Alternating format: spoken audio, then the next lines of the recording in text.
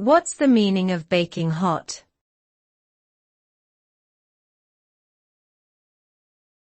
Baking hot.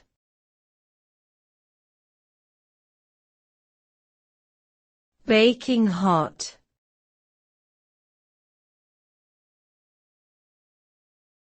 Baking hot.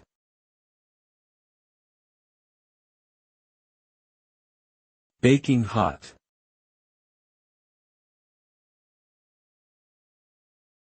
Baking hot is a phrase used to describe very hot weather or temperatures.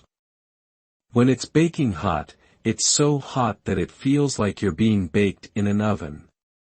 This term originates from the process of baking food in an oven, which requires high temperatures to cook or bake properly.